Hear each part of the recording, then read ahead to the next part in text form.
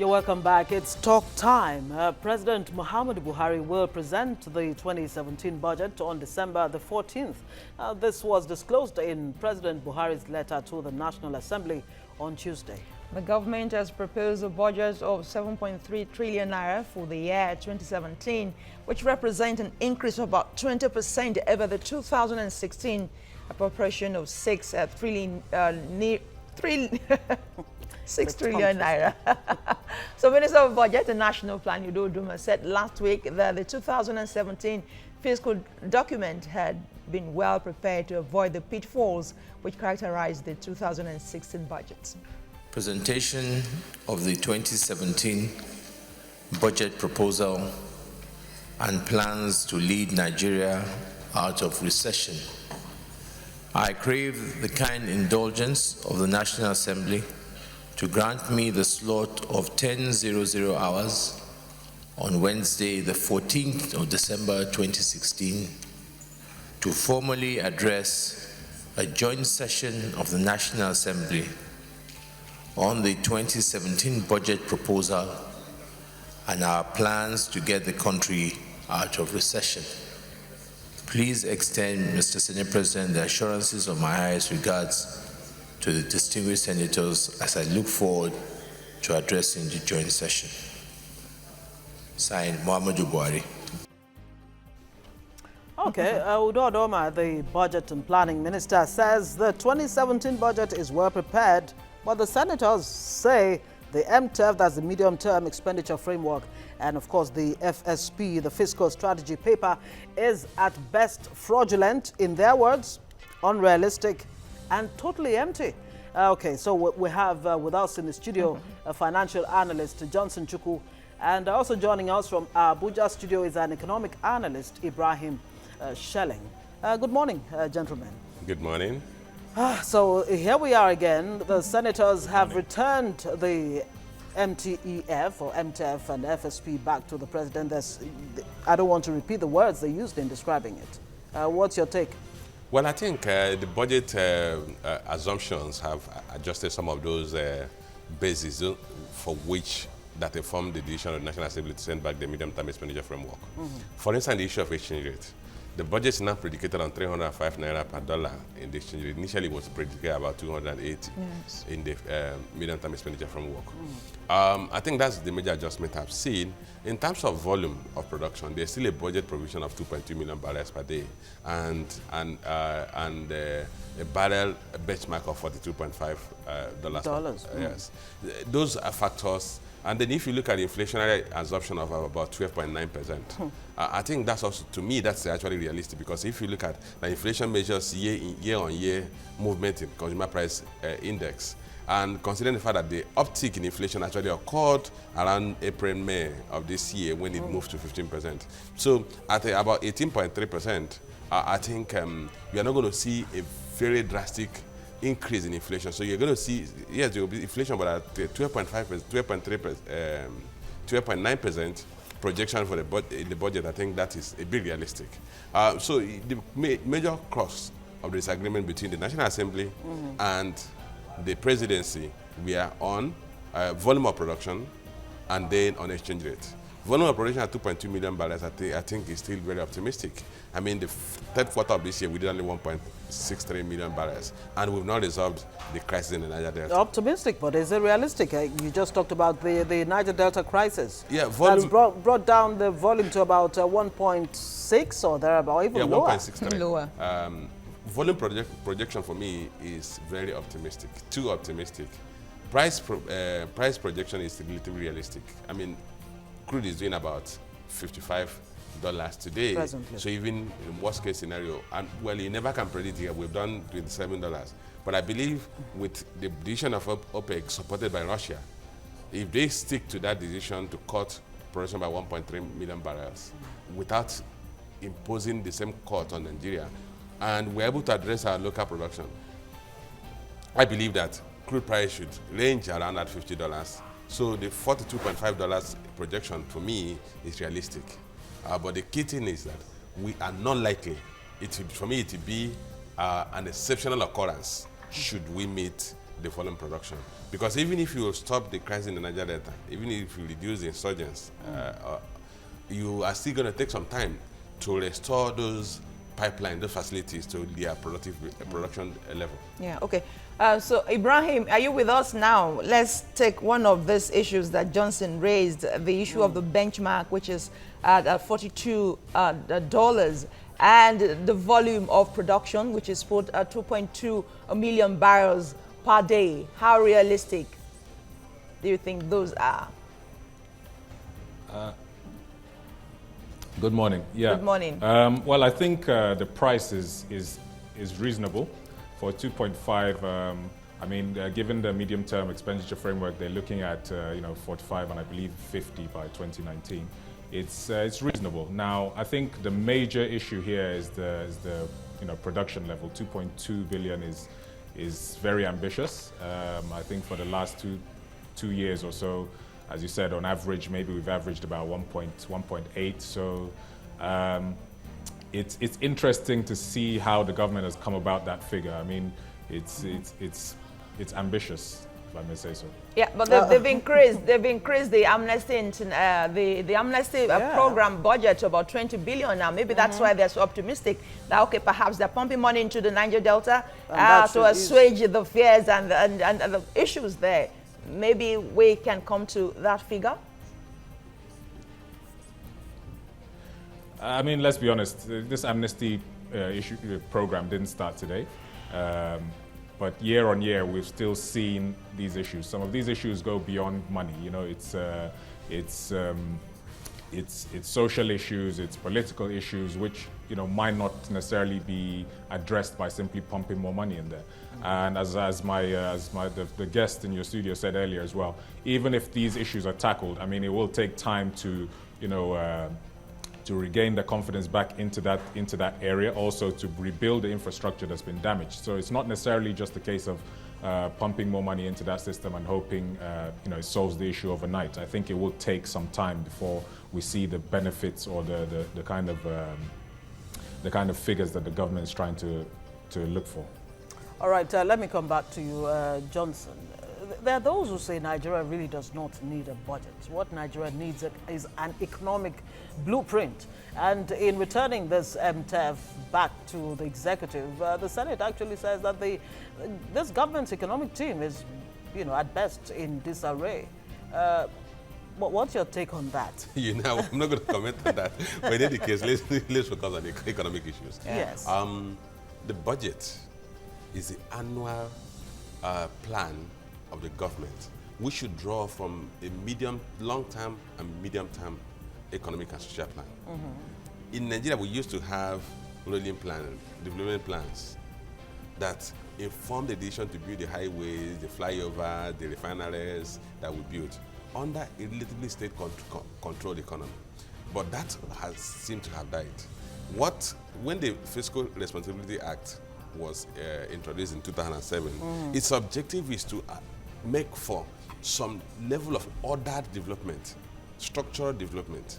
And that is why the budget going forward from that Fiscal Responsibility Act specify that the budget should draw from the medium-term expenditure framework, which will be a 3-year rolling plan. Yes. Okay. So the key thing that people are agitating for, asking the government to do, let's have a comprehensive economic blueprint.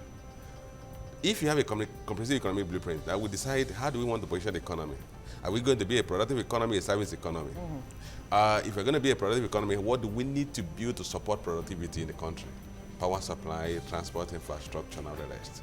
And then the budget will draw from that. If you have that plan that says this is a 5-year development plan or 10-year development plan, and we're saying, look, if you take out 10 years to build maybe 20,000 kilometers of standard gauge rail, then you specify it and you say the first 3 years, we're going to do 5,000 or 2,000 kilometers every year. And the budget will say, in the capital expenditure budget, there will be provision for infrastructure development that is tied to rail development. And that's what people are saying, that we need to have a holistic plan on which the annual budget will be built on. Like a foundation. Yeah, like a foundation. And you will certainly need the budget, because whatever is not measured is never executed. Obviously, we do need a budget. I mean, nobody's saying we don't need a budget, but we've been having budgets over the years as far as anybody can remember. But the real issue there is there's always a gap in implementation. Maybe we should throw this question, direct this one to Ibrahim. Ibrahim Shelling, how would you even rate the 2016 budget so far? With all of the challenges it has had to face, would you say it has delivered on its promise? Well, certainly, I mean, as you said earlier, we've had budgets, fantastic budgets, great ideas, but the issue has always been implementation. I mean, we might as well just write off 2016 because as far as I'm concerned, nothing happened. I think we probably had about 20% implementation, if I'm correct. A lot of the issues were based on, plugging gaps or loopholes, but we didn't see much expenditure, which is probably what's gotten us into this recession we're in now. So what I'd like to see is the government actually being aggressive in 2017, pumping money into the system and allowing the economy to kind of bring itself out of this lull that we're facing.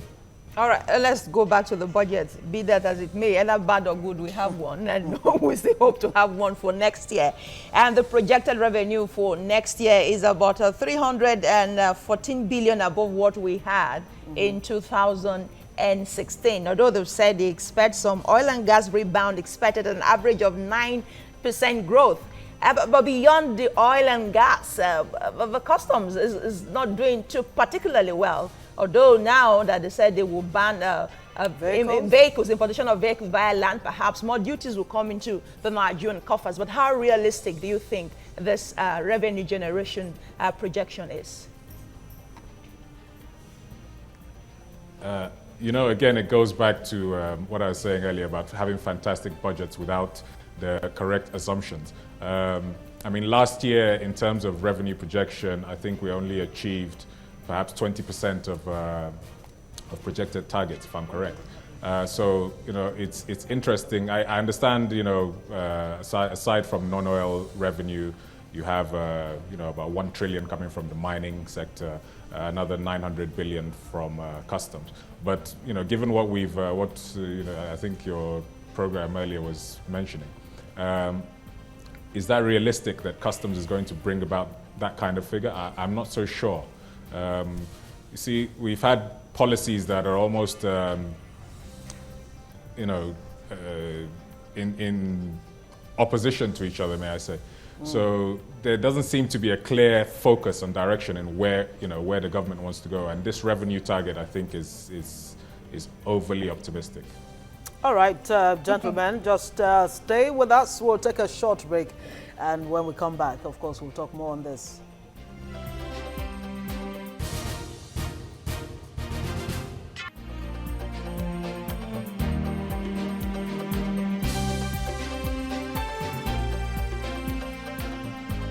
Right, you're welcome back. Johnson Chuku is our guest in the studio right here, and Ibrahim Shelling is in our Abuja studio. We're looking at the 2017 budget against the MTEF and FSP that was returned to the president from the Senate or the National Assembly.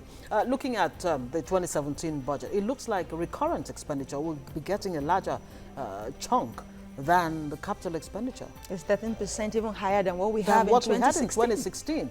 What does that indicate for us? Is it progress or are we moving back? Well, you have to look at it. You have to decompose what the figures are. And to do that, you have to look at the fact that debt service obligation is going to increase to about 1.7 trillion from about 1.3 trillion.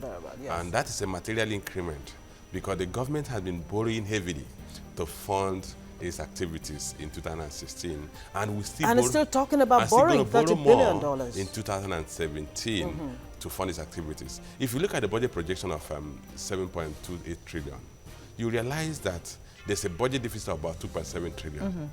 That budget deficit has to be funded from both by the government. And the cost of borrowing, if you look at current cost of borrowing, Treasury bills, the government short-term borrowing is doing about 18%. In fact, it's doing about 18.8%. So government is borrowing at a very expensive rate, and then government is increasing its borrowing obligations. So the increment we are seeing in recorded expenditure is partly because of the increase in debt service obligations of the government. Added to the fact that the devaluation of Naira will naturally lead to an uptick in some cost elements, including some of the recurrent cost elements. So, yes, there's a reduction in capital expenditure share. But unfortunately, for me, my greatest concern is actually that, look, because the revenue projection is actually overtly optimistic, and because capital expenditure is what we call discretionary, in the sense the government has to meet its overhead expenses and debt service obligations before it will invest in capital expenditure. You may find out that even the capital expenditure projection of 1.7 trillion may not be implemented. If you take a cue from what happened in the first half of the year, the government total revenue in the first half of the year was 951 billion. Out of a projected 3 trillion. Yes. Of that amount, government capital expenditure was only 159 billion out of the 951 billion. And debt service obligation was 605 billion.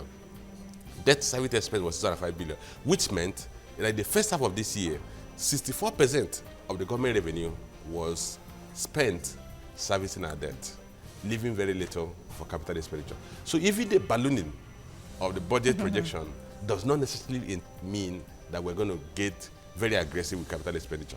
I think the government has to, if you look at the medium-term expenditure framework, the government made allusion to the fact that it's going to go into some form of public-private partnership to bring in private sector into key infrastructure. And they said it also want to set up about 25 billion infrastructure fund, development fund, where it can co-invest with the private sector and grant some critical infrastructure to be implemented from that fund. I think that's the way to go. Today, the government does not have the financial resources to build infrastructure. Even the 1.7 trillion we are seeing in capital expenditure projection, for me, will only be achieved if we can achieve the revenue projection, which is very unlikely. Okay, Ibrahim, let's bring you here on the issue of the debt, really. Oh, Ibrahim is not there. Okay. Yes. Okay, but so let's delve a little bit deeper into the debt issue. The domestic debt that we had right now is about 16.3 trillion naira. That's total national debt. Total national debt. Yes. Where, of course, and 80% of it goes to the federal government, I think. No, 74% goes to the federal government. Then, of course, the external debt is about 3.19 trillion naira.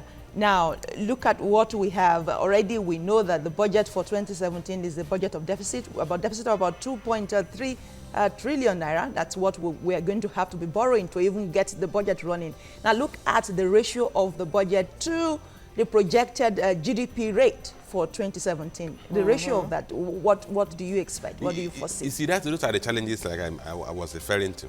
Today, the budget office will trumpet the fact that, look, our total debt to total GDP is in the neighborhood of 2.48%. But that does not reflect the full picture. And the full picture is that our capacity to service the debt to meet our repayment and interest payment obligations is very weak. Because our government earnings, it does not have any direct relationship with the GDP size. We have a GDP size of about 100 trillion. Should we be looking at But expanding the tax bracket Pardon? as a revenue source very quickly? One, we have a very weak tax system. Okay. Two, the structure of our income distribution is skewed negatively in favor of the masses. So you find that you cannot really impose so much tax on a person who is trying to eke out a living. Unlike what you have in other countries, where you have the average income level is relatively more balanced. In Nigeria, less than 1% of Nigerians actually account. What is the percentage of people on the tax drag net? They say they have added about 700,000. Of the average population, about 42% of 180 million. So what is that proportion? So you realize that, look, because of our peculiarities, low individual income level. Unfortunately, we have to leave it there. Johnson Chuku, thank you so much for your time and your insights looking at the 2017 budget projections. And of course, Ibrahim Shelling joined us from our Abuja studio.